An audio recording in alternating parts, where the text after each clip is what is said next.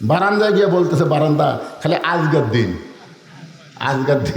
তুই যেন কিছু মনে করিস না, কারণ আমি বারান্দারই পাটি, কিন্তু আজকে ভিতরে ঢুকতেছি খালি দেখার জন্য। দেখা হয়ে গেলে এই কষ্ট করে ভিতরে কে দেবে, তাও আবার সামনে কাতারে। আপনারা যারা বারান্দার নামাজ পড়েন এরা কিন্তু মসজিদে আগে এসেও মসজিদের মধ্যে ঢোকে না, কারণ মসজিদের মধ্যে ঢুকে বাবা কেউ যদি ঠেলা দেয় সামনে কাতার দেয়, সালাম ফেরানোর পরে কিছু মোনাজাত করে যখন বের হয়েছে দেখে সুন্নতের জন্য খাড়া হয়েছে, ওই যে কি বেকারি দাঁত পড়ে। এখন আমার নাম মসজিদের মধ্যে লাঠি থোছে, তোর এখন কি থোছে, লাঠি ঢোকা গিয়ে তাও বের হয় লাগবে। এতদিন রাখাল নামাজ পড়েছে বারান্দায়, আজকে মসজিদের মধ্যে ঢুকে যখন সামনে কাতারে যাওয়ার চায়, প্রত্যেকটা সাহাবী নড়ে সরে রাখালকে যাওয়ার রাস্তা করে দেয়। রাখাল কয়, আল্লাহ রে, বারান্দার থেকে কি দেখলাম বুঝলাম, মনে করছিলাম ভিতরে দামি দামি সাহাবী, আজকে ভিতরে ঢুকে দেখতেছি এরাও যা হামু দেয়। আসলে এটা ভিতরে না ঢুকলে বোঝা হবে না, আপনি ভিতরে ঢোকেন তারপর বুঝতে পারবেন। এসপি সাহেব সামনে কাতার পুরো হয়নি, একটা মুসল্লি লাগবে। এসপি সাহেব একটা মুসল্লি লাগবে, একটা মুসল্লি হলে কাতার পুরো হবে। পিছন দিকে তাকায় দেখে দরজার চৌকিদার খাড়া হয়ে আছে। এসপি ডাকতে চাই, চৌকিদার বলে, না স্যার আপনি এসপি, আমি চৌকিদার। এসপি বলতেছে ওটা বেড়ার কথা, আমি এসপি তুই চৌকিদার, ওটা হলো দরজার বাহিরের কথা, ভিতরের কথা হলো তুইও যা আমিও তাই। চৌকিদার ভয়ে যায় না, এসপি নিজের কাতার ছাড়া চৌকিদার হাত ধরে তো ডাকি যাস না কেন। চৌকিদারকে কাছে নিয়ে দেয়, বলতেছে আমার পাশে খাড়া হ, পায়ের গোড়ালির সঙ্গে গোড়ালি মিল কর, কাতার যদি সোজা না হয় 27 গুণ সব কিন্তু হবি না।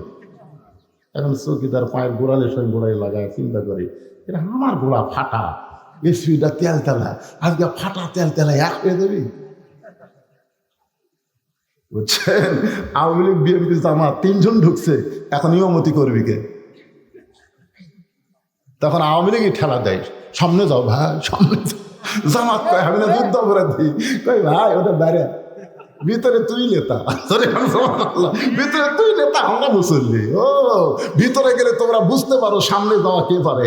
যারাই সামনে যায় আল্লাহ তাদেরকে আগামীতে সংসদে নিয়ে যাবে। তোরে কোন কথা ভেঙ্গেরা, একটু মনোযোগ দিয়ে শুনবেন। ভিতরে না ঢুকলে বোঝার উপায় নাই। এতদিন রাখাল নামাজ পড়ছে বারান্দায়, আজকে ভিতরে ঢুকে সামনে কাতারে, মেহরাব বরাবর সামনে কাতারে ফজরের 2 রাকাত সুন্নত নামাজ, খুবই গুরুত্বপূর্ণ সুন্নত। 12 রাকাত পড়া লাগবে। কয় রাকাত? 12 রাকাত সুন্নত আপনাকে 5 ওয়াক্ত নামাজের মধ্যে পড়া লাগবে। তার মধ্যে ফজরের 2 রাকাত সুন্নত হলো সবচাইতে গুরুত্বপূর্ণ সুন্নত। রাসূল বলেছেন আসমান জমিন বিক্রি করেও ফজরের 2 রাকাত সুন্নতের সমান হবে না। ধরে খান সুবহানাল্লাহ। জোহরের 6 রাকাত, আগে 4 পরে 2, মাগরিবের পরে 2, এশার পরে 2 আর ফজরের আগে 2, এ কত হলো? 12 রাকাত। রাখাল ফজরের 2 রাকাত সুন্নত নামাজ আদায় করে চুপটি করে বসে আছে যে আজকে আমার জীবনের আশা আল্লাহ পুরা করবে, আজকে মেহরাবের মধ্যে হক ওমরকে আমি দেখতে পাবো। আশা নিয়ে রাখাল বসে আছে এমন ভাবে, হঠাৎ একজন সাহাবী মসজিদের মধ্যে ঢুকে দেখে জায়গা দখল। এতদিন ওই জায়গায় যে সাহাবী নামাজ পড়তো সেই জায়গা একজন বসে আছে। ওই সাহাবীর নাম হলো ওসমান গনি। ধরে কোন নাম কি? আল্লাহ রাসূল বলেছেন আমি যখন ইমামতি করব, তখন আমার পিছনে যিনি দাঁড়াবে তার নাম হলো আবু বকর। আবু বকর যখন ইমাম হবে, আবু বকর বরাবর যিনি পিছনে দাঁড়াবে তার নাম হলো উমর। উমর যখন ইমাম হবে, উমর বরাবর যিনি পিছনে দাঁড়াবে তার নাম হলো ওসমান। ওসমান যখন ইমাম হবে, ওসমান বরাবর যিনি পিছনে দাঁড়াবে তার নাম হলো আলী। আলী যখন ইমাম হবে, আলী বরাবর পিছনে। রাসূল আর কারোর নাম কয় না। সাহাবারা বললেন ইয়া রাসূলুল্লাহ, হযরত আলী যখন ইমাম হবে, আলী বরাবর পিছনে কে দাঁড়াবে? সঙ্গে সঙ্গে রাসূল বললেন মা ইয়ানতিকু আনিল হাওয়া ইন হুয়া ইল্লা ওয়াহয়ুহা। আমি রাসূল ততক্ষণ পর্যন্ত বলতে পারি না যতক্ষণ আল্লাহ না বলায়। ওই আলী পর্যন্ত হলো খোলাফায়ে রাশিদিন। তাহলে উমর ফারুক বরাবর যিনি পিছনে দাঁড়াবে তার নাম কি? এই ওয়াসনে কি বুঝলেন? নাম কোন? ওসমান গনি। কিন্তু আসে দেখে জায়গা দখল। আল হায়াউল ওসমান। রাসূল বলেছেন আমার সাহাবীর মধ্যে সবচাইতে শরম বেশি নরম বেশি নাম হলো ওসমান, যেরকম সুবহানাল্লাহ। এখন শরমে একটা লোক বসে আছে, তাকে কোয়ার সাহস পাচ্ছে না, এর আমার জায়গায় বসলি কেন? বরং ওসমান গনি কাছে এসে দেখে রাখালের পাশে ফাঁকা জায়গা, ওই ফাঁকা জায়গা 2 রাকাত সুন্নত নামাজ পড়ে 3 বার রাখালের দিকে তাকাইছে। কয়বার? 3 বার। কি জন্য কন্ত? যে জীবনে কোনোদিন দেখে নাই, আজকে প্রথম আমার জায়গা দখল করে যে লোকটা বসে আছে। বেহায়া যারা বেহায়া তারা কিন্তু একবারই তাকে থাকবে, কার বউরে। আর যাদের শরম বেশি, হঠাৎ যদি সুখত পড়ে, কুল্লিল মুমিনিনা ইয়াগুদ্দু মিন আবসারিহিম, সঙ্গে সঙ্গে তার নজর নিচের দিকে যাবে। জোরে তো কথা কর না কেন? ওসমান গনি 3 বার রাখালের দিকে তাকাইছে। একটা মূর্খ মানুষের দিকে যদি আপনি বারবার তাকান, তাহলে মূর্খ মানুষ খুশি হয় না, রাগ করে? মূর্খ মানুষের দিকে আপনি তাকান না কেন? দেখেন কি রাগ করে। রাখাল, এই মিয়া বারবার আমার দিকে তাকাও মিয়া। ওসমান গনি লাভ ধরে বলতেছে, ভাইজান কোনোদিন আপনাকে সামনে দেখি নাই, আজকে প্রথম দেখতেছি, এই জন্য বারবার তাকাইছি। আপনি এত গরম হওয়ার কারণ? রাখাল বলতেছে, আমি গরম হওয়ার কারণ আছে তো, আমি একজন রাখাল। যেই বলছে আমি একজন রাখাল, ওসমান গনি মুচকি মুচকি হাসতেছে। হাসার কারণ, তোমাকে কি হলো বাবা? এই এমনি তো সামনে ঢিঙ্গা দিয়ে আমরা দেখতে পাচ্ছে না,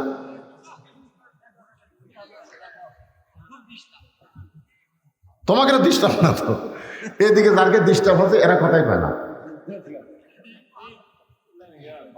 একটু মনোযোগ দিয়ে শোনেন, শুনতেছেন?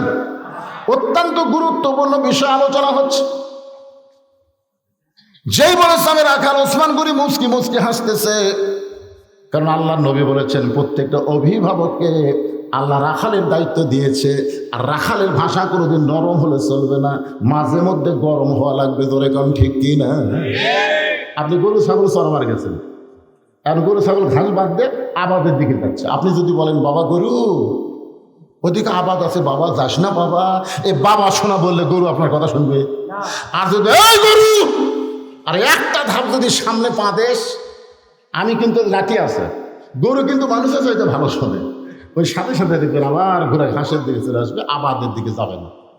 এখন আপনি চিন্তা করতেছেন, হুজুর আমার তো আর গরু ছাগল নাই, তাহলে আমি কার উপর রাখালি করবো? আপনি চোখ বন্ধ করে দেখেন আছে, চোখ বন্ধ করে দেখেন আছে। একটু রূপও করতে আমি বলতেছি, আপনার বাড়িতে 50 বছরের একটা গাভী আছে, আমার বাড়িতে আছে, আছে। এই গাভী হলো আপনার বউ। হাসতেছেন কেন? আপনার বাড়িতে 22 বছরের একটা আইডিয়া আছে, আইডিয়া মানে আপনার ছেলে। আমি কিন্তু বলছি রূপ করতে বোঝানোর জন্যে। 17 বছরের একটা বোকনা আছে, বোকনা মানে একটা মেয়ে। আপনি বলেন তো, এই 3টার উপরে আপনার রাখালি করার দায়িত্ব আছে না নাই? আপনি সামনে কাতারে এশার নামাজ পড়লেন, আপনি ভাবতেছেন আমার মতন সৌভাগ্যবান কে রে, আজকে সামনে কাতারে নামাজ পড়ছি। সামনে কাতারে নামাজ পড়বার দিকে যাচ্ছেন আর নিয়ত করছেন, বাড়িতে যাই দেখবো আমার বউ এশার নামাজ পড়ে হয় কোরআন শরীফ পড়তেছে, নাই তসবিহ টিপতেছে। এই নিয়ত করে বাড়ির মধ্যে যেই ঢুকছেন, দেখেন ঘরের কোণা থেকে শব্দ আসতেছে, হরি হরি হরি হরি লোলো লোলো লোলো লোলো। আমি একজন মুসলমান, সামনে কাতারে মুসল্লি, আর আমার বাড়িতে হরি হরি লোলো লোলো। ব্যাপার কি? যাই দেখেন আপনার 50 বছরের গাভী, আপনার বউ ভারতের স্টার জলসা দেখতেছে। আপনি বলেন তো, ওই সময় আপনি কি সুবহানাল্লাহ বলবেন? ইজা আসাবাতাহু মুসিবাতুন ক্বালু ইন্না লিল্লাহি ওয়া ইন্না ইলাইহি রাজিউন। মানুষ বললে আমরা ইন্না লিল্লাহি বলি, আর আপনার বউ টিভি দেখতেছে, আপনি বলবেন ইন্না লিল্লাহি ওয়া ইন্না ইলাইহি রাজিউন। বলছেন করতে কেন? কাকু কে মারা গেছে? আরে পাগলি, এটা মরার দোয়া না রে, এটা মরার দোয়া না। তুই যে কাম করতেছ এই মুহূর্তে, আমার চাইতে বড় বিপদ আর কেউ নাই। কথা কন, বড় বিপদে কেউ আছে? কাছে গিয়ে আপনি আসতে বসবেন, আস্তে করে বলবেন, জানিস যে স্টার জলসা জি বাংলা দেখতেছিস, ওই ভারত আমাদের 400 বছরের পুরাতন বাবরি মসজিদ ভাঙ্গা রাম মন্দির বানাচ্ছে। যারা আমাদের মসজিদ ভাঙ্গা রাম মন্দির বানালো, তাদের কোনো চ্যানেল মুসলমানের ঘরে চলতে দেওয়া যাবে? আপনার বউ হাত ধরে বলবে, ওরা মসজিদ ভাঙ্গা মন্দির বানাচ্ছে, এই রাখালি তো কোনোদিন করেননি। এই কথা তো আমার বলেন নাই। আজ থেকে ভারতের চ্যানেলকে আমি তালাক দিয়ে দিলাম, ভারত বয়কট। জোরে কান ভারত আরো জোরে কথা কর না কেন, ভারত বয়কট। ওরা বলছিল না আমরা আলু বন্ধ করে দিলাম, আমরা পেঁয়াজ বন্ধ করে দিলাম, আমরা এটা বন্ধ করে দিলাম, চিনি বন্ধ করে দিলাম। ইউনূস সরকার তোরা বন্ধ করে দিয়ে কি করবে? ইউনূস নবীরে খাইলো মাছেতে গিলিয়া, ফেরেশতা পাঠাইলেন আল্লাহ ইসমে আজম দিয়া, দমে দমে সে হরদম পড়ে সে ইসমে আজম, মাছেরই উদর হইতে বাঁচাইল প্রাণ। যদি ইউনূস নবীকে আল্লাহ মাছের উদর থেকে বাঁচাবার পরে আমাদের ডক্টর ইউনূসকে ভারত যতই চক্রান্ত করুক তাকে ধরতে পারবে না। বাংলাদেশ তর গতিতে আল্লাহ আগায় নেবে। ধরে বলেন কথা ঠিক কিনা? এই জন্য ভারত, আমি যাই বলবো ভারত, আপনার বলুন বয়কট ভারত। যারা বলবে না কি আপনারা বলেন তো, আলুর দাম কি কমিছে না বাড়িছে? পেঁয়াজের দাম কম না বেশি? চিনির দাম কম না বেশি? তোরা বন্ধ করে দিলেও আসমান থেকে আল্লাহ রিজিক দিবে। ওমা মিন দাব্বাতিন ফিল আরদি ইল্লা আলাল্লাহি রিজকুহা। বিচরণশীল যত প্রাণী আছে সমস্ত রেজেকের দেওয়ার মালিককে, জবান করার মালিককে। এখন আপনার বাড়িতে 22 বছরের একটা আইডিয়া আছে, মানে ছেলে আছে, আপনি দেখতেছেন আপনার ছেলে এমন একটা ফুল প্যান্ট পরে মহাস্থান ডিগ্রি কলেজে গেছে, যে ফুল প্যান্ট পরে বসে থেকে পেশাব করা যায় না। এই একটু মনোযোগ দিয়ে শোনেন, আপনার ছেলে এই ফুল প্যান্ট পরে গেল, সন্ধ্যার সময় বাড়িতে আসছিল, তো বাবা হিসাবে আপনার রাখালি করার দরকার আছে না নাই? যদি লোকমান হাকিম তার ছেলেকে সুন্দর উপদেশ দেওয়ার কারণে কোরআনে একটা সূরাই দিয়েছে লোকমান, অথচ লোকমান কিন্তু আল্লাহর নবী না, কিন্তু তার নসিহতটা আল্লাহর কাছে এতই ভালো লাগছে, যাচ্ছেন যান, তা অনেক সময় বসে আছে, কিন্তু শেষে মজা হয়েছিল, সেই মজা,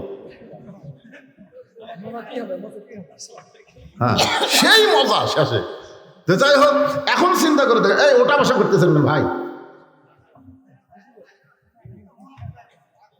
একটু ধৈর্য নিয়ে বসবেন।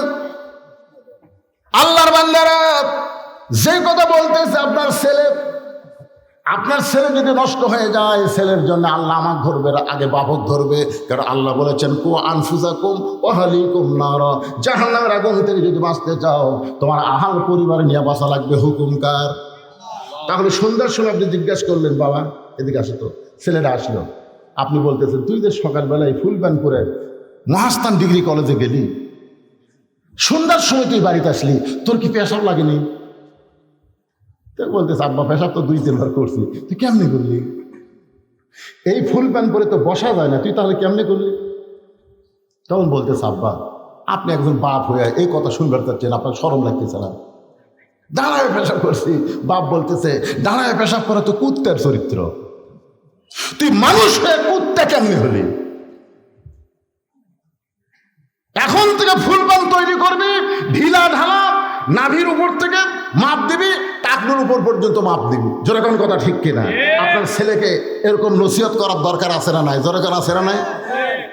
আপনার মেয়ে হাইহিল পরে কিলকিল করে গোটা পাড়া ঘুরতেছে, আপনি ডবল হাসি। আপনার মেয়ের জন্যে অনেক ছেলেরা মিস কল মারতেছে। আপনার মেয়েকে আমার ওয়াজ দেওয়া ভালো করা যাবে না, আপনার নিজের ওয়াজ করা লাগবে। রাসূল ঘরের মধ্যে গিয়ে দেখে ফাতেমা 2টা চুড়ি হাতে দিয়ে মুচকি মুচকি হাসতেছে। বয়স হলো মাত্র 9 বছর। 9 বছরের ছোট্ট ফাতেমা হাতের মধ্যে চুড়ি দিয়ে মুচকি মুচকি হাসতেছে। ফাতেমার হাসি দেখে আল্লাহর নবী আর ঘরের মধ্যে ঢুকলেন না, তিনি ঘর থেকে বাইরে গেলেন। ফাতেমা চমকে গেল, যে বাবা ঘরের মধ্যে ঢুকে আমাকে মা মা বলে আদর করে, সেই বাবা কেন ঘরের মধ্যে ঢুকলো না? বারান্দায় গিয়ে দেখে নবীর চোখ দিয়ে দর দর করে পানি পড়তেছে। ফাতেমা বললেন বাবা কি দুঃখ আপনার মনে, কেন কাঁদতেছেন? রাসূল বলে ফাতেমা যে দুনিয়াতে সাজবে মা, আল্লাহ তার আখিরাতের সাজ কমায়া দিবে। বেশি কিছু বলা লাগে নাই, এইটুকু বলার সঙ্গে সঙ্গে ফাতেমা হাতের চুরি খুলে মাটি ফাইলা দিলেন। নবী দৌড়ে গিয়ে চুরি 2টা করে জামার পকেটের মধ্যে ঢুকাই ফেললেন। ফাতেমা বললেন বাবা যেই চুরি হাতে দেওয়ার কারণে আপনি ঘরের মধ্যে ঢুকলেন না, বারান্দায় কাঁদতেছেন, সেই চুরি ফেলে দিলাম, আপনি পকেটের মধ্যে কেন ঢুকালেন? রাখালি কারে করে দেখেন। রাসূল বললেন ফাতেমা এই চুরি আমি যত্ন করে রাখবো মা, একদিন তোর নাকে নাকফুল পরানো হবে, একদিন তোর কানে কানের দুল পরানো হবে, একদিন তোর গলায় মালা পরানো হবে। ফাতিমা বললেন, বাবা কবে কবে? আল্লাহ রাসূল বললেন, যেদিন তোমার বিবাহ হবে। ও ফাতিমা, মেয়েরা কেবলমাত্র এক ব্যক্তির জন্য সাজতে পারবে মা, সেই ব্যক্তি হলো তার স্বামী। স্বামী ছাড়া অন্য কোনো পুরুষের জন্য মেয়েদের সাদা চলবে না। স্বামী ছাড়া অন্য কোনো পুরুষের জন্য মেয়েদেরকে আল্লাহর আইন পর্দা করা লাগবে। ধরে বলেন কথা ঠিক কিনা? অকরনা ফি বুয়ুতিকুন্না ওয়ালা তাবাররাজনা তাবাররুজাল জাহিলিয়াতিল উলা। মেয়েরা সাজুগুজু করে রাস্তায় বের হয় না, এ কথা কার? আরো জোরে বলেন। তাহলে আপনার বিবির উপরে, ছেলের উপরে, মেয়ের উপরে রাখালি করার দরকার আছে না নাই? ওসমান গনি আস্তে করে বসে বললেন, ভাইজান আমি একটু কষ্ট পাইনি, একটু মন খারাপ করিনি, তোমার কাছে জানতে চাচ্ছি, কোনোদিন তোমাকে সামনে কাতারে দেখিনি, আজকে প্রথম দেখতেছি। আকাল বলতেছে, আজকে প্রথম কাতারে আইছি দেখার জন্য, আমি বারান্দার নামাজ পড়ি। আজকে প্রথম কাতারে আসছি আমি দেখার জন্য, আমি কুটি নামাজ পড়ি, বারান্দার নামাজ পড়ি। আজ দেখা হলে আর আসবো না। সারা জীবনের সাধনা খালি একটা বার, এই কষ্ট করে বারান্দার আরাম থুয়ে সামনে কাতার আরো আসবো। ওসমান গনি বলতে, ভাই আপনার সাথে আজ দেখা হবে, তার গ্যারান্টি কি? আপনারা বলেন তো, আমরা যত বড় আলেম হই, আমাদের আদর্শকে, আমাদের আদর্শ হলেন মুহাম্মদুর রাসূলুল্লাহ সাল্লাল্লাহু আলাইহি সাল্লাম, এবং আমরা তার ওয়ারিস। তো আমাদের নবী কি রাজনীতি করছেন কিনা এই মূর্খরা ওটা জানে না, ঠিক কিনা বলেন? এরা খালি মক্কার জীবনে নিয়ে চিন্তা ভাবনা করে। যে রাসূলের মাদানী জীবনকেও তো সবচাইতে বেশি গুরুত্ব দেওয়া লাগবে। জোরে কোন ঠিক কিনা বলেন?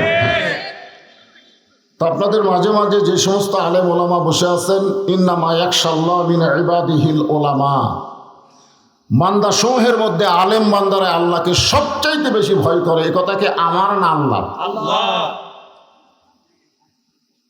যে সমস্ত আলেম মাগরিবের নামাজের পর থেকে আপনাদের সামনে আলোচনা করেছেন, বিশেষ করে আজকের মাহফিলের সম্মানিত প্রধান অতিথি কোরআনের আয়াত নিয়ে এত কথা বলেছেন, আমরা বক্তারা 2-4 ঘন্টাও এত আয়াত করি না। অল্প সময়ের মধ্যে অনেক গুরুত্বপূর্ণ কথা বলেছেন। ওনার বক্তব্য আলেম ওলামার বক্তব্যের মধ্যেই আলহামদুলিল্লাহ বলেন, কারণ উনি একজন বয়োজ্যেষ্ঠ আলেম। উনি এক সময় বললেন যে আজকের মাহফিলের প্রধান বক্তাকে আমি ভাই বলবো, কারণ আমরা বয়সের দিক দিয়ে আসলে উনি আমার খবরই জানেন না। আমি 84 সালে দাখিলি পাস করছি, 84 সালে। আমার বর্তমানে বয়স 57 চলতেছে, খুবই অল্প বয়স, কিন্তু ডায়াবেটিস হওয়ার কারণে আমি বুড়া হয়ে গেছি। তো আমার বাবা 18 সালে মারা যাওয়ার কথা শুনে বললেন, তো অনেক বছর পাচ্ছে। আমার বাবা মারা গেছে মাত্র 73 বছর বয়সে। কয় বছর বয়সে? 73 বছর বয়সে, যুবক মানুষ। তো যাই হোক, এটা ওনাকে জানালাম যে আমি ওনার ভাই না, ওনার ভাসতে, ঠিক কিনা বলেন? হিসাবে আমি ওনার কি ভাতিজা। আরে ভাই ভাই তো হয়, সবই ভাই ভাই, বাপ বেটা দুটাই ভাই, নাকি কর? কিন্তু একটা সামাজিক সম্পর্ক আছে না নাই? জোরে করে আছে না নাই? হ্যাঁ। তো যাই হোক, আলহামদুলিল্লাহ, আজকের এই মাহফিলে এই মেয়র পড়ার মধ্যেও আমার সামনে যারা বসে পড়েছেন, জিনাদেরকে দেখার জন্য আল্লাহ অসংখ্য রহমতের ফেরেশতা নাজিল করেছেন। সুবহানাল্লাহ বলেন। আপনারা দেখবার যাননি, আপনারা দেখবার গেছেন? ফেরেশতায় আল্লাহ পাঠাইছে আপনাদের দেখার জন্য। একজন আমাকে প্রশ্ন করছে, হুজুর আপনার যেভাবে বলেন যে আল্লাহ ফেরেশতা পাঠাইছে দেখার জন্যে, তা আল্লাহ কি দেখবার পায় না? তা আবার ফেরেশতা পাঠান লাগবে কেন? আপনার বলেন, সব কিছু আল্লাহ করে, তারপরেও আমাদের 2 কাঁধে 2টা ফেরেশতা আছে না নাই? বিশ্বাস করেন না? কোরআনের আয়াত বিশ্বাস করা লাগবে না? কেরামান কাতিবিন ইয়ালামুনা মা তাফআলুন। আমরা কত পাপ করি, কত সওয়াব করি, এটা আল্লাহ জানে না? তারপরে 2 ফেরেশতা আমাদের 2 কাঁধে আল্লাহ বসায় রাখছে কেন? কি জন্য বসায় রাখছে? আসলে আমরা বলি যে অনেক কিছুই বুঝতে হবে, তর্ক করা যাবে না। তর্ক করা যাবে না। আপনার তর্ক করতে পারবেন? আল্লাহ বলেছেন মা আসাবাকা মিন হাসানাতিন ফামিনাল্লাহ, আবার বলেছেন অমান আসাবাকা মিন সাইয়্যাতিন ফামিন নাফসিকা। এই আয়াত যখন আমি পড়ি তখন আমি তো আশ্চর্য হয়ে যাই। আমরা এতদিন বলতাম যত খারাপ কাজ করি সমস্ত খারাপ কাজ হলো শয়তান করায়। এই কথা কিন্তু আমি অনেক জায়গায় বলেওছি যে ভালো কাজ করাই কে? আল্লাহ। যখন ভালো কাজ করাই কে আর খারাপ কাজ করাই কে? না, এটা কিন্তু হচ্ছে না। এই আয়াত অনুযায়ী এখানে বলা হচ্ছে খারাপ কাজ করে তোমার নফস, তোমার ভিতরে যে শয়তান আছে এইটাই হলো বড় শয়তান। মিন শাররিল ওয়াসওয়াসিল খান্নাস, আমাদের ভিতরে একটা শয়তান আছে না নাই? ধরে করে আছে না নাই? শয়তান ইবলিস বহু চেষ্টা করে আপনাকে মসজিদ থেকে বাইরে রাখতে পারলো না। ইবলিসের সন্তান তো বলতে আব্বা আপনি কান্দেন না, কয় না অনেক চেষ্টা করলাম মসজিদে ঢুকতে দেব না, কিন্তু ও তো বাইরে থাকলো না, তো ভিতরে ঢুকেই গেল। তখন বলতেছে ও ভিতরে ঢুকলেও মসজিদের ভিতরে ঢুকেছে, আমি খান্নাস ওকে নামাজের মধ্যে ঢুকতে দেব না। কারণ মসজিদের মধ্যে ঢুকলে কোনো লাভ নাই, ঢুকতে হবে নামাজের ভিতরে। জোরে কোন কথা ঠিক কিনা? আজকে যারা মসজিদের মধ্যে ঢোকে তারা আলেমদের বিরুদ্ধে যা তাই বলে, কিন্তু নামাজের মধ্যে যদি একবার ঢুকে যায় তখন বুঝবে নামাজই পারে, নামাজই পারে। ইন্নাস সালাতা তানহা আনিল ফাহশাই ওয়াল মুনকার, একমাত্র নামাজই পারে মানুষকে যাবতীয় বেহুদা খারাপি কাজ থেকে বিরত রাখতে। জোরে কোন কথা ঠিক কিনা? আজকে আমার সামনে যারা বসে আছেন আপনারা আল্লাহর অত্যন্ত খাস মেহেরবানি দয়া পাওয়া বান্দা, বলেন সুবহানাল্লাহ। আমি কিন্তু বান্দা বললাম, কি বললাম? বান্দা বললাম। কেন বললাম? কারণ বান্দা সম্পর্কে আল্লাহ বলেছেন ফাদখুলি ফি ইবাদি ওয়াদখুলি জান্নাতি, যারা বান্দা হবে তারা জান্নাতের মধ্যে প্রবেশ করবে। আপনারা বলেন তো এই মুহূর্তে আপনার যে জায়গায় বসে আছেন এই জায়গার নাম কি? জান্নাত না, রিয়াজুল জান্নাহ, বেহেশতের টুকরা, বেহেশতের বাগানের মধ্যে আপনারা বসে আছেন। তো আপনারা কি বিশ্বাস করতে পারেন না যে আল্লাহ তাআলা আমাদেরকে জান্নাতের বাগানে ঢুকালেন, ওই আল্লাহ যে আমাদেরকে জান্নাতে ঢুকাবেন এই ব্যাপারে কোনো সন্দেহ? আলহামদুলিল্লাহ। এই জান্নাতি মানুষকে আমি অন্তরের অন্তঃস্থল থেকে শুভেচ্ছা জ্ঞাপন করছি। আমার সম্মানিত মা বোনেরা, পর্দার অন্তরালে বসে বসে যারা আলোচনা শুনতেছেন তাদেরকেও শ্রদ্ধা জ্ঞাপন করে এই মুহূর্তে জানতে চাচ্ছি আপনারা সকলে কেমন আছেন? আলহামদুলিল্লাহ রাব্বিল আলামিন।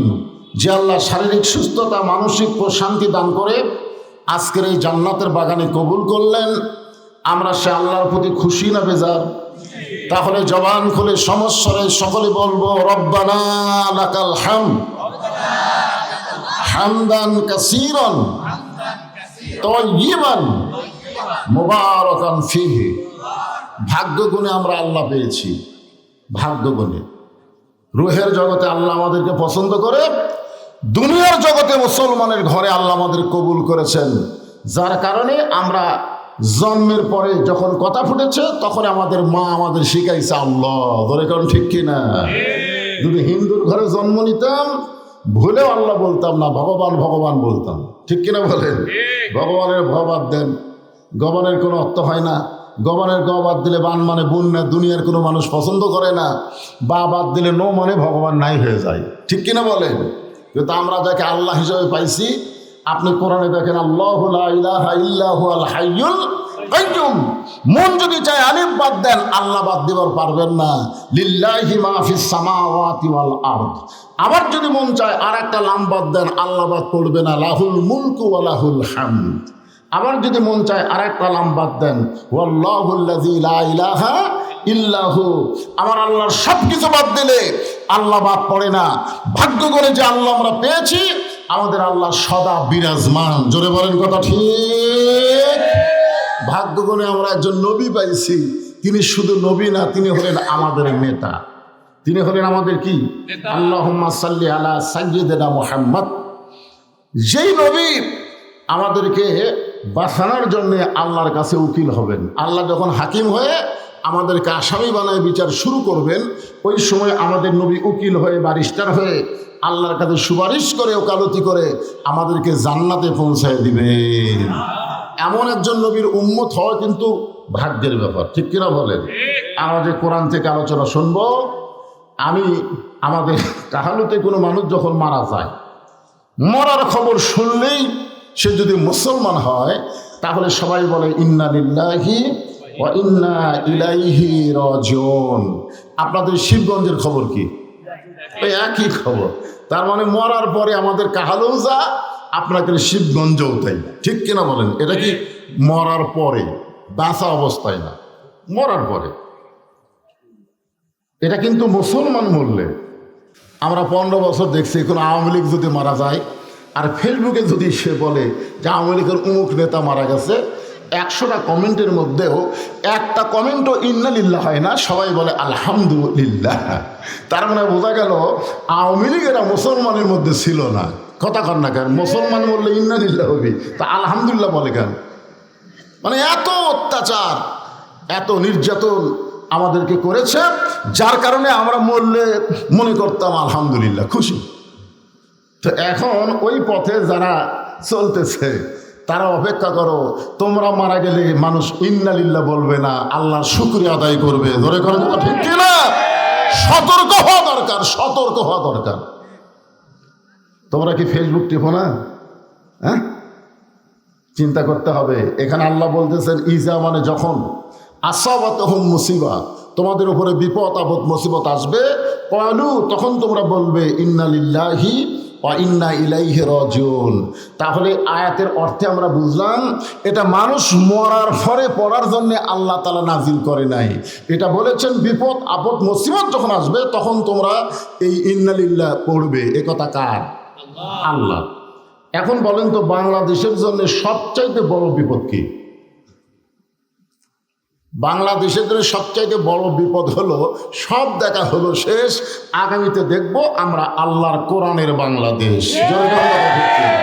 কারণ সবই তো দেখছি, সবই দেখিনি। আসলে সবচাইতে বড় মুসিবত হলো মানুষ কোরআনের ওয়াজ শুনবে কিন্তু কোরআন মোতাবেক চলবে না। আপনি যদি সারা জীবন কোরআনের ওয়াজ শোনেন আর কোরআন অনুযায়ী যদি না চলেন, এটা কি রহমত হবে না বিপদ হবে? কথা বলেন, বিপদ হবে। আজকে আল্লাহর কোরআনের ওয়াজ শোনার পরেও মেয়েরা পর্দার মধ্যে থাকে না, পর্দাকে মানে না। ওয়াজ শুনবে কিন্তু পর্দা মানবে না। তাহলে যে মেয়ে ওয়াজ শুনলো কিন্তু আল্লাহর আইন পর্দাকে গ্রহণ করলো না, এটা কি তার জন্য বিপদ না রহমত? কতক্ষণ বিপদ না রহমত? তাহলে এখন আসেন যে আল্লাহর কোরআন আমরা শুনতে আইছি, এই কোরআনকে বাস্তবে আমরা দেখবার চাই। দেখার দরকার আছে না নাই? জোর এখন আছে না নাই? হ্যাঁ, আমরা কিভাবে দেখব? আমরা তো এখনো দেখি নাই। কেবল এইবারে মোটামুটি গোটা বাংলাদেশ আল্লাহ আমাকে আপনাদের দোয়ায় যাওয়ার তৌফিক দেয়, মোটামুটি আমরা দেখতেছি মানুষের মধ্যে একটা জোয়ার সৃষ্টি হয়ে গেছে। জোরে কোন কথা ঠিক কিনা? বিশেষ করে শতকরা 80% ভোট যাদের মধ্যে শতকরা 80% ভোট আছে, তারা কিন্তু এখন বলতেছে একই কথা, অনেক কিছুই তো দেখলাম রে, জীবনে একটা বার আল্লাহর কোরআনের ওয়াজ শুনি, সেই কোরআনটা আসলে দেখতে কেমন, সেই কোরআনটা আসলে দেখতে কেমন, ঠিক কিনা বলেন? বাংলাদেশের অর্ধ পৃথিবীর খলিফা হযরত ওমর আল্লাহর কোরআনকে দেখার জন্য ছদ্মবেশে মদিনার অলিগলি ঘুরতে গিয়ে দেখতে পায় বিস্তীর্ণ মরুভূমির মধ্যে একজন রাখাল উট আর দুম্বা চড়ায়। হযরত ওমর আল্লাহর কোরআনকে দেখার জন্যে রাখালকে সালাম দিলেন, আসসালামু আলাইকুম রাখাল ভাই, আমার পেটে ক্ষুধা লাগছে, আমি উটের এক পেয়ালা দুধ চাই। রাখাল মুচকি মুচকি হাসল।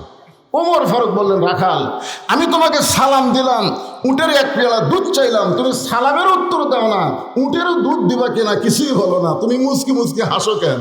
রাখাল বলতেছে, আগে জানতে হবে তুমি কে, সালামের উত্তর পরে দেব। একটা সুদখোর আপনাকে সালাম দিল আর আপনি বললেন ওয়ালাইকুম আসসালাম। ওই সুদ খায়, আপনি জানেন ওই সুদ খায়। তারপর আপনি বলেন তো সুদের 1 টাকা খাওয়া কত বড় অপরাধ? কথা কন না কেন? রাসূল সুদের পাপের সর্বপাপ, যেটা সবচেয়ে বড় পাপ আল্লাহর সাথে যুদ্ধ করা, সেটা বলেছেন।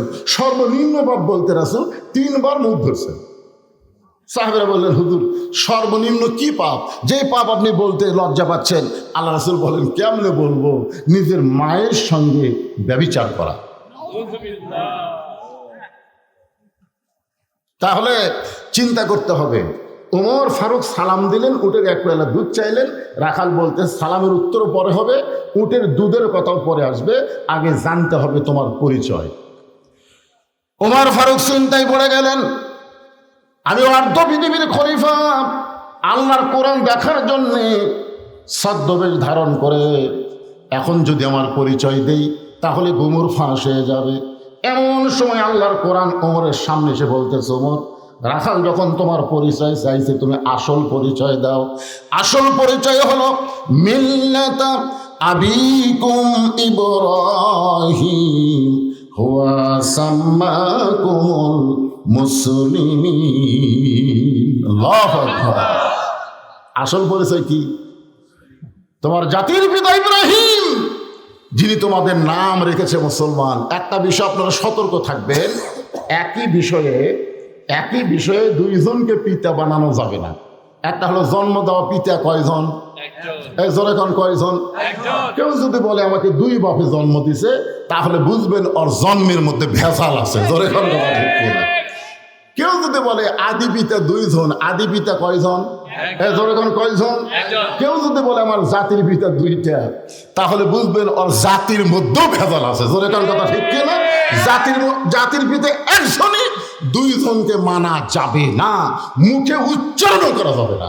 মানা তো দূরের কথা, মুসলমানের বাচ্চারা হুয়া সাম্মাকুমুল মুসলিমিন, যিনি তোমাদের নাম রেখেছে মুসলমান। তাহলে এখানে যত মানুষ আমরা পরিচয় আছি, আল্লাহ বলেছে লা তামুতুন্না, মৃত্যুবরণ করো না, ইল্লা ওয়া আনতুম মুসলিমুন, যতক্ষণ মুসলমান না হবা।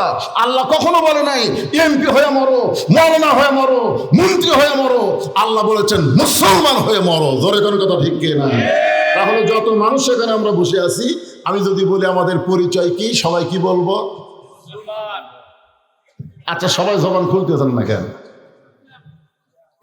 ভেজাল আছে? ভেজাল আছে? তাহলে আমাদের পরিচয় কি? আপনারা কিন্তু মনে করেন না যে আপনারা একলা বসে আছেন, দুটা ফেরেশতা কিন্তু কান্দত আছে না নাকি?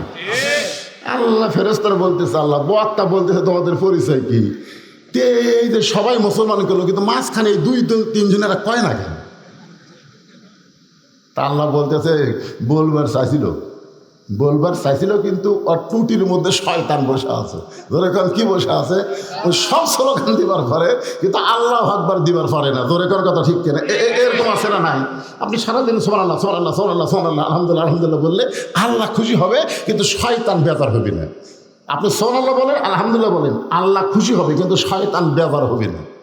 কিন্তু আল্লাহু আকবার যদি বলেন, আল্লাহ খুশি হবে, শয়তান এত দূর পালায় যাবে, রাসূল বলতেছেন তার পিছন দিকটা বাতাস বের হয়ে যাবে। সুবহানাল্লাহ বলে খান।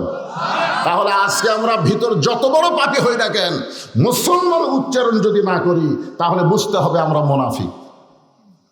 আমরা কি মুনাফিক? তাহলে আমাদের পরিচয় কি? আরো জোরে। ওমর ফারুক বললেন, রাখাল, আমার পরিচয় যখন জানতে চাও, আমি হলাম একজন মুসলমান। রাখাল মুচকি মুচকি হাসে। ওমর ফারুক বললেন, পরিচয় দিলাম, তারপর হাসো কেন? রাখাল বলতেছে, আসল না নকল? মুসলমান তো পরিচয় দিলে, তুমি আসল মুসলমান না ভেজাল মুসলমান?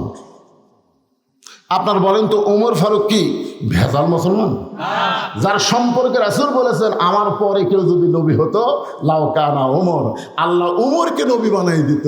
আর সেই উমরকে রাখাল বলতেছে, মুসলমান তো পরিচয় দিলে, আসল না ভেজাল? ওমর ফারুক বলে, রাখাল, মুসলমান তো মুসলমানই, এর মধ্যে আবার আসল নকল কি?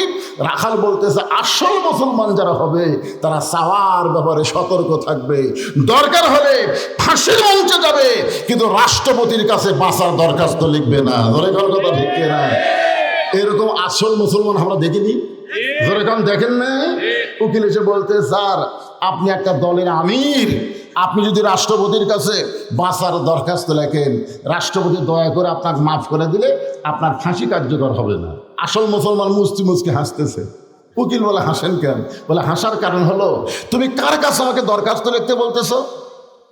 বাঁচার দরখাস্ত লিখবো কার কাছে? বলে, রাষ্ট্রপতির কাছে। বলতেছে, আমি আমার জীবনে 3টা রাষ্ট্রপতিকে ক্ষমতার থাকা অবস্থায় মরা দেখছি।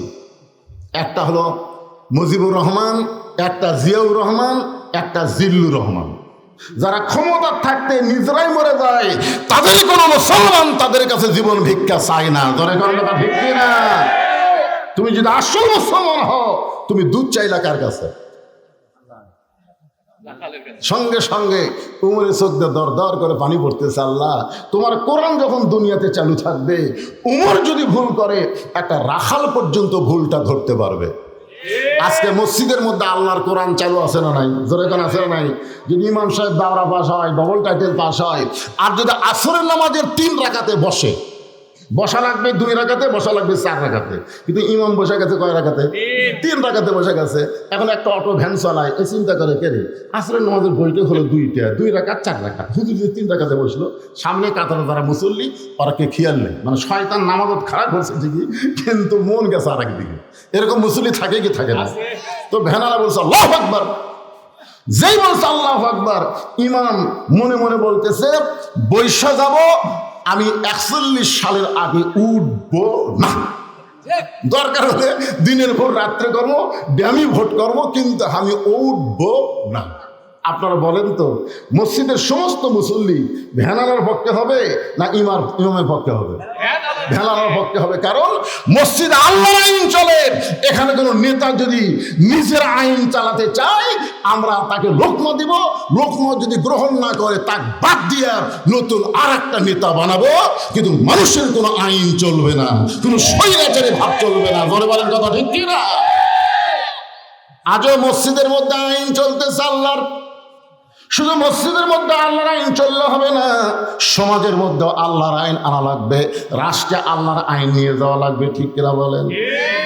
আপনার দেখেন মসজিদের মধ্যে কিছুটা হলেও আল্লাহর আইন চলতেছে না ভাইজান? হ্যাঁ, খুব খেয়াল করেন। তো এখন রাখাল বলতে যে তুমি যদি আসল মুসলমান হও, তুমি দুধ চাইলা কার কাছে? ওর ফারুকের চোখ দেখি পড়তেছে, পানি পড়তেছে। আল্লাহ, তোমার কোরআন যখন দুনিয়াতে চালু থাকবে, উমর যদি ভুল করে একটা রাখাল পর্যন্ত লোকমা দিবার পারবে। ওমর ফারুক চোখের পানি বের করে বলতেছেন, রাখাল ভাই, আসলে চাওয়ার ব্যাপারে আমার ভুল হয়ে গেছে। রাখাল বলতে যে ভুলটা যখন স্বীকার করেছ, আল্লাহ তোমাকে তওবা করার সুযোগ দিয়েছে।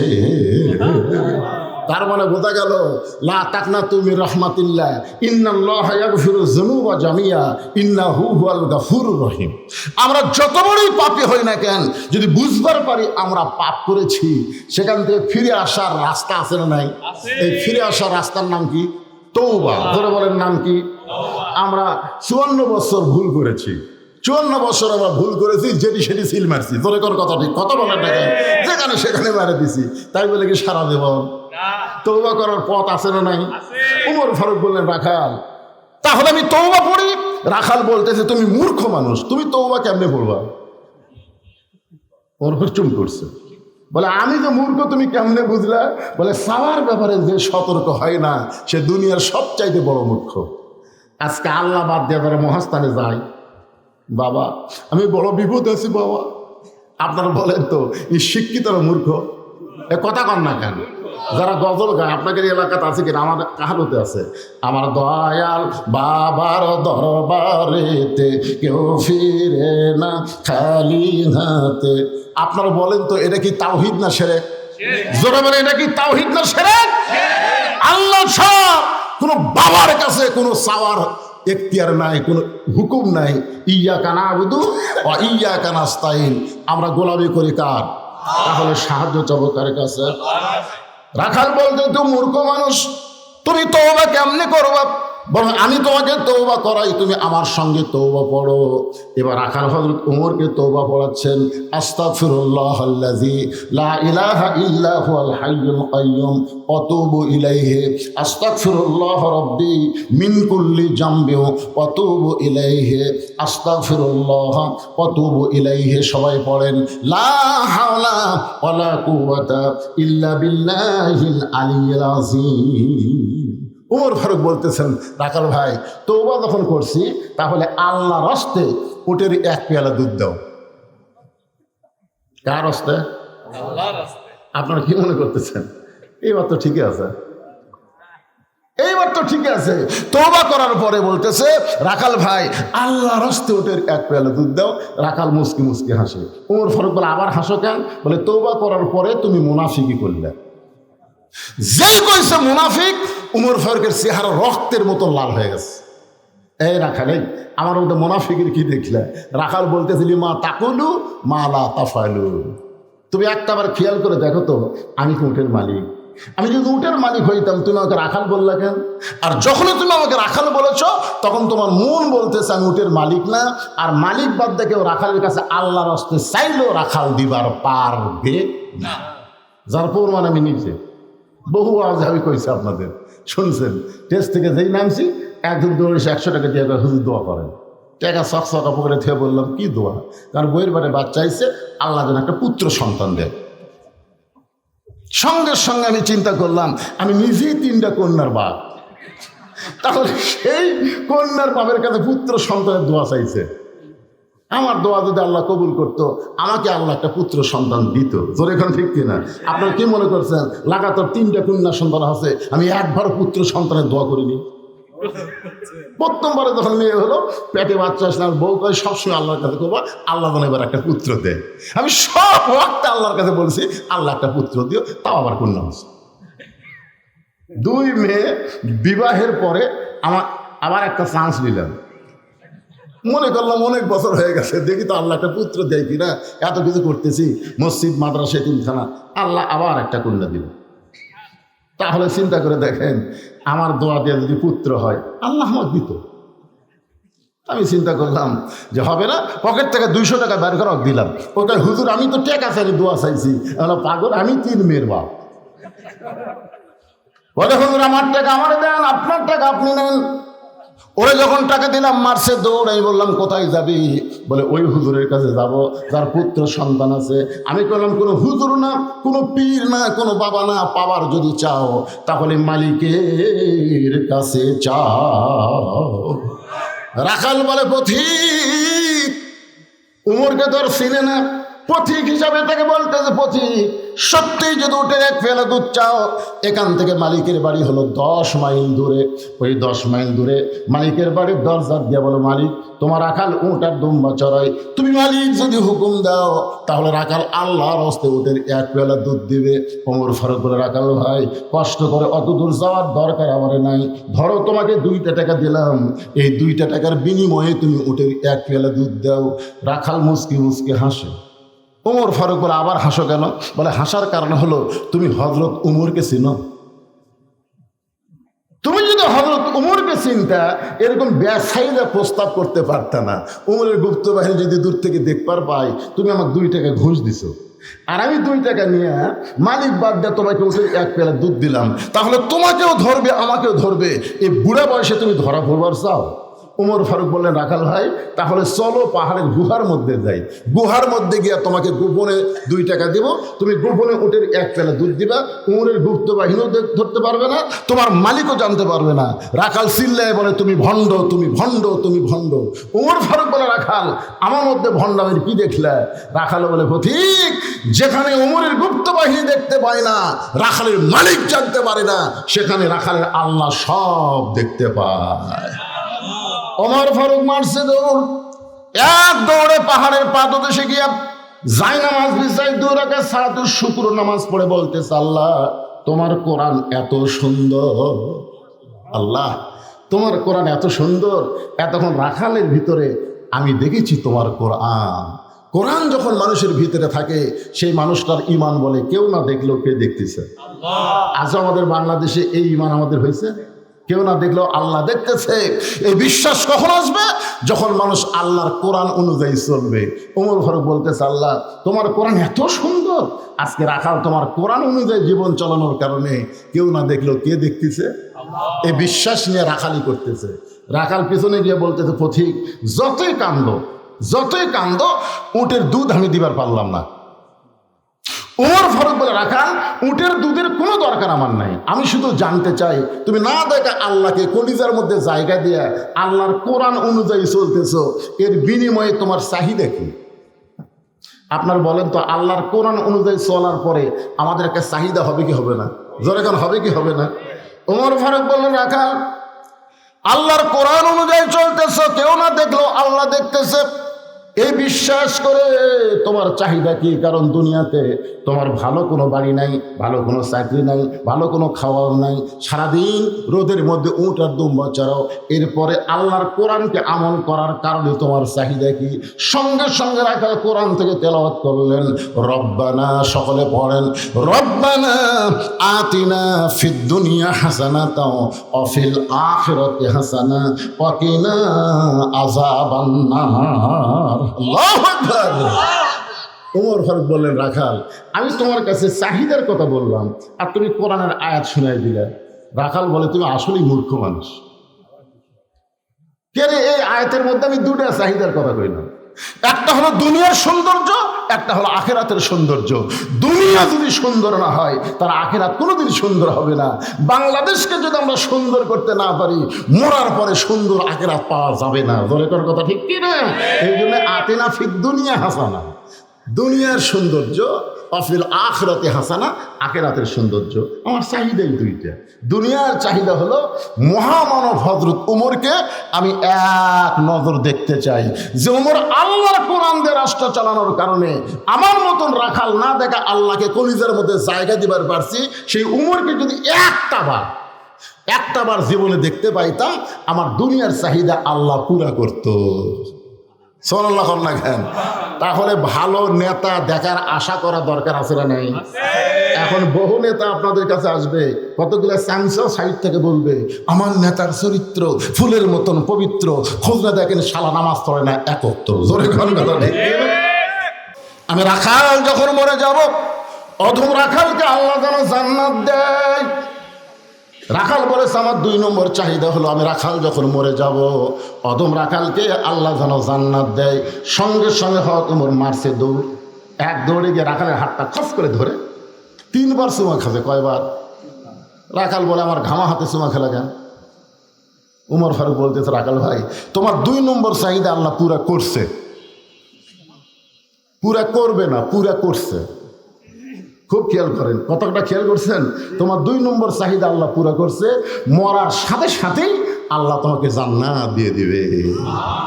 তোমার চিন্তা করা লাগবে না, তোমার কবরে কি হবে, তোমার হাসরে কি হবে, তোমার মিজানে কি হবে, তোমার পুলসিরাতে কি হবে, তোমার কোনো চিন্তা নাই। কারণ আল্লাহ বলেছেন, ইন্নাল্লাযীনা ক্বালু রাব্বুনাল্লাহু সুম্মা ইসতাকাম, নিশ্চয় যারা আল্লাহকে রব বলে স্বীকার করে, এর প্রতি যারা অটল থাকবে, আল্লাহ বলেছেন তাতানাজ্জালু আলাইহিমুল মালায়েকা, তাদেরকে ফেরেশতার মাধ্যমে খবর দেওয়া হবে, আল্লাহ তাখাফ, তোমার কোনো ভয় নাই, ওয়ালা তাহজান, তোমার কোনো চিন্তা নাই, ওয়া আবশিরু বিল জান্নাহ, বরং তুমি দুনিয়া থেকে জান্নাতের সুসংবাদ প্রাপ্ত হলে।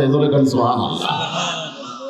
ওমর ফারুক বলে, রাখাল মরার সঙ্গে সঙ্গে আল্লাহ তোমাকে জান্নাত দিয়ে দিবে। রাখাল কিছুই কয় না। ওমর ফারুক বলে, রাখাল মরার সাথে সাথে আল্লাহ তোমাকে জান্নাত দিবে, সুবহানাল্লাহ কও। রাখাল সুবহানাল্লাহ কয় না। ওমর ফারুক বলে, রাখাল আল্লাহর কোরআন থেকে আমি দলিল দিলাম, মরার সাথে সাথে আল্লাহ তোমাকে জান্নাত দিবে। রাখাল সুবহানাল্লাহ কয় না। ওমর ফারুক বলে, কিন্তু সুবহানাল্লাহ কোস না কেন? রাখাল বলতেছে, তুমি পাগল ভাবছা, মরার পরে জান্নাত পাবো, এ বাকি কথা তুমি সহজেই বলতে পারবে, কিন্তু হযরত ওমরকে আমি এক নজর দেখতে পাবো, এই কথা বলতে তোমার কোন জায়গাত বাঁচায়? কারণ দুনিয়াতে ওমরকে আমি দেখতে পারলাম না, আর মরার পরে আমি জান্নাতে যাই, ওটা পরে। দুনিয়াটা হলো নগদ, আখিরাত হলো বাকি। জোরে কোন কথা ঠিক কি না? বলতো সিরুনাল হায়াতাদ দুনিয়া ওয়াল আখিরাতু খায়রুন ওয়া আবকা, মরে গেলে আমি জান্নাত পাবো। সুবহানাল্লাহ।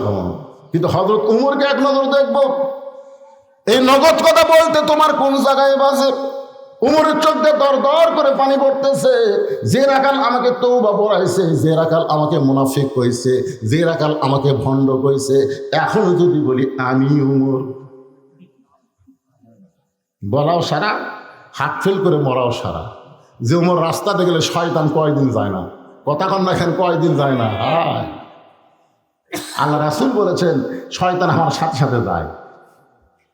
একদিন দেখি শয়তান দৌড়াই, রাসূল বলেন, কেরে শয়তান দৌড়াস কেন? বলে, উমর আসতেছে।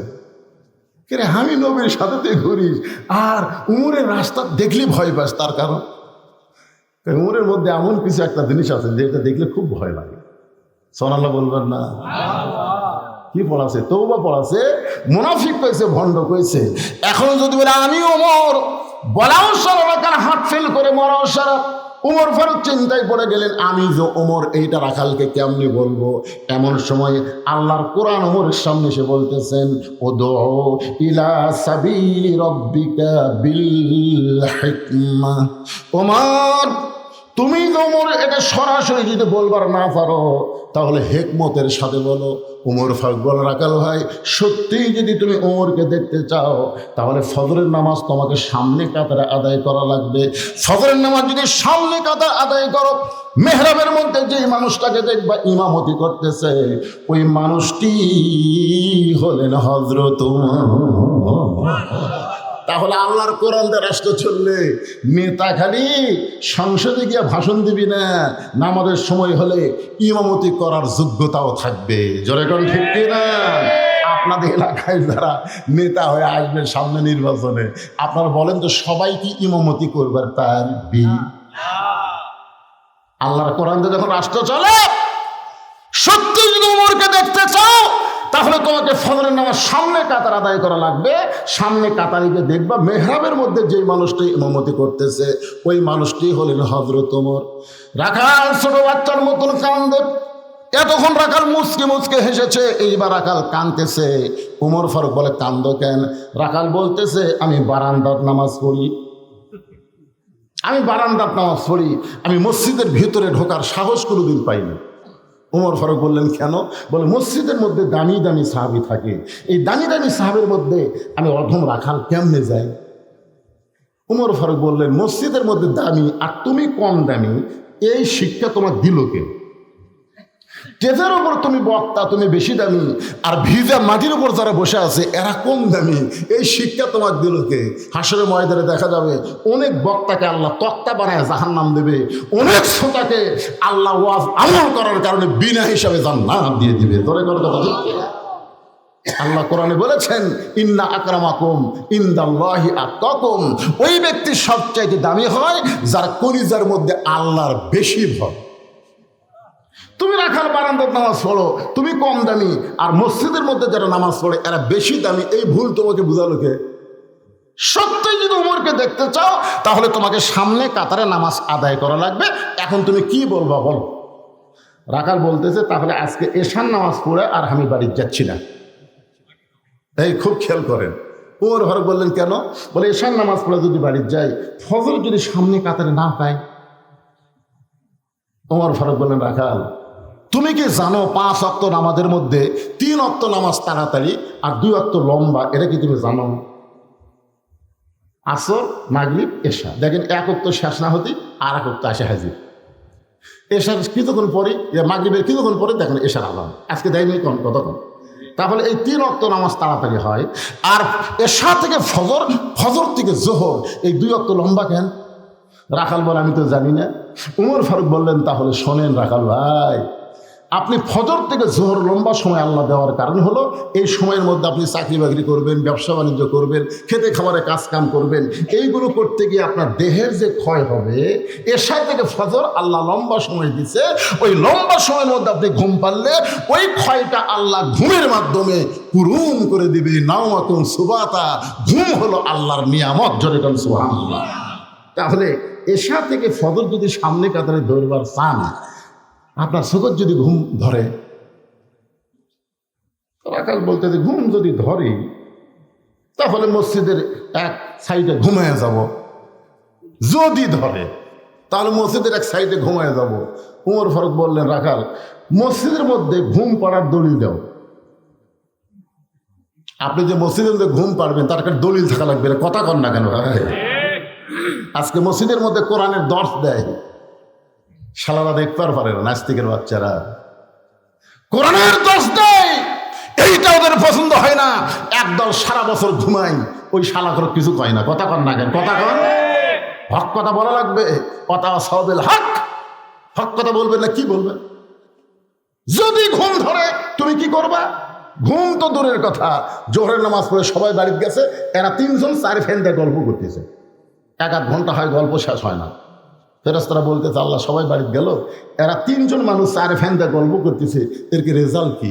আল্লাহ বলতেছে এরা গল্প করার সময় মাথার উপর দিয়ে ফ্যান ঘুরেছে, এই ফ্যানের কারেন্টের বিল এরা আলাদাভাবে না দেওয়া পর্যন্ত এরা জান্নাতে যাওয়ার পারবে না, কারণ মসজিদের বাপের ঘর না যে ইচ্ছা মতো গল্প মারবে। ধরে কোন কথা ঠিক কিনা? ফাইজা কুদিয়াতে সালা ফান্তাসিরু ফিল আরদ, নামাজ হয়ে গেছে, মসজিদের মধ্যে কি আলুর দাম কম দেখে গল্প মারবে? সামনে আবার কি আবাদ করবে? আয় আয়, শিবগঞ্জের আলুঘাটি কি সাদরে, কিন্তু পাওয়া যাচ্ছে না। হুজুর আলুর দাম কম, আমরা ঘাটতারি মন চাই না, মানে মন এত খারাপ হয়ে গেছে। কি বলতেছেন? ওয়ালা নাবলুওয়ান্নাকুম বিশাইয়্যিম মিনাল খাউফি ওয়াল জুই ওয়া নাকসিম মিনাল আমওয়ালি ওয়াল আনফুসি ওয়াস সামারাতি ওয়াবাশশিরিস সাবিরিন। আল্লাহ বলেছেন ধৈর্য ধরো, মালিক ক্ষতি জানি ক্ষতি, নানা রকম ক্ষতি দিয়ে আমি আল্লাহ তোমাদের পরীক্ষা করব। কথা কোন ঠিক কিনা? এবার কমছে দিকে আপনি ধৈর্য ধরেন, ইন্নাল্লাহা মা'আস সাবিরিন, ধৈর্যশীলদের সঙ্গে কে আছে? কথা কি বিশ্বাস করতেছেন আপনারা? এই যে এখানে ধৈর্য ধরে বসে আছেন, কুয়া পড়তেছে, কুয়া কমে যাবে। দুই একজন কি ওটা বসা করতেছেন নাকি? চাচ্ছেন উঠপার, চাচ্ছেন, এরকম নিয়ত হচ্ছে। হুজুর যদি পেশাব লাগে তাহলে উঠবো না, না, আপনি পেশাব লাগলে উঠবেন না, লাগলে উঠবেন না। কারণ আল্লাহ বলেছেন অনুনাজ্জিলু মিনাল কোরআনি মা হুয়া শিফাউ ওয়া রাহমাতুল লিল মুমিনিন, মুমিনদের যাবতীয় রোগের ঔষধ হিসাবে, শিফা হিসাবে আমি আল্লাহ তাআলা কোরআন নাজিল করেছি। সেই কোরআনের আলোচনা শুনতে সে যদি পেশাব লাগে, আর আপনি যদি একটু ধৈর্য ধরে কন্ট্রোল করেন, পেশাব জাতীয় যত ব্যারাম আল্লাহ কোরআনের ওসিলায় ভালো করে দিবেন। সুবহানাল্লাহ, জোরে খান। আল্লাহ পারে কি পারে না? জোরে খান, পারে কি পারে না? একটু ধৈর্য নেন। এতদিন রাখাল নামাজ পড়েছে বারান্দায়, উমর ফারুক বললেন রাখাল আজানের গুরুত্ব দিও, 5 ওয়াক্ত নামাজের মধ্যে সবচাইতে গুরুত্বপূর্ণ আজান হলো ফজরের আজান। আপনারা বলেন তো, ফজরের নামাজ যদি কেউ জামাতে না পড়ে তার খবর কি? বাড়িতে পড়লো কিন্তু জামাতত গেল না। এশা এবং ফজর এই 2 ওয়াক্ত নামাজ জামাতত না পড়ে বাড়ির যদি পড়ে, ওর মধ্যে মুনাফিকে আছে। জোরে কান, কি আছে? কথা বলেন। এই যুবকেরা তারা এই সাইডে বসেছে, সবগুলো যুবক, রাত 12টা 1টা পর্যন্ত ফেসবুক ছেলে, তুমি যখন ঘুমায় দাও, আর সালাতু খায়রুম মিনান নাওম কি তোমার কানত পড়ে? দেখছেন ও কোথায় কয়ে দিতে পড়ে না। যুবকেরা কথাই কয় না, পড়ে। আপনি যুবক, আপনি ফেসবুক চালান? আসলেই তো আপনি ফেসবুক চালান না। যারা চলায় এরা এমন ভাবে ঘুমায় যায়, ফেসবুক চলাইতে সাথে ঘুম ধরলো, থুয়ে দিল, ঘুমায় গেল, ঘুমের কোনো দোয়াও নেই।